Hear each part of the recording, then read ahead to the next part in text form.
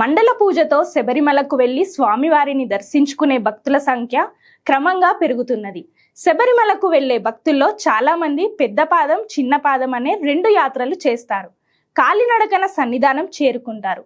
కాలినడకన వెళ్లే భక్తుల భద్రత కోసం దేవస్థానం, ప్రభుత్వం పటిష్టమైన భద్రతా చర్యలు చేపట్టింది. అభయారణ్యం కావడంతో వన్యప్రాణులు, క్రూర జంతువులు, పాములు ఎక్కువగా సంచరిస్తుంటాయి. వీటి నుంచి రక్షణ కోసం చర్యలు తీసుకుంది ప్రభుత్వం. అటవీ శాఖ అధికారుల నేతృత్వంలో ఇప్పటికే 65కి పైగా పాములను పట్టుకొని అడవిలో వదిలిపెట్టారు.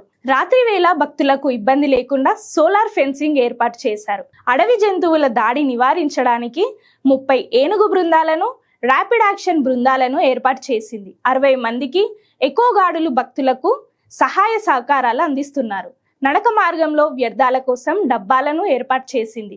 వైద్య సహాయం కోసం మార్గంలో 4 చోట్ల అత్యవసర వైద్య కేంద్రాలను ఏర్పాటు చేశారు.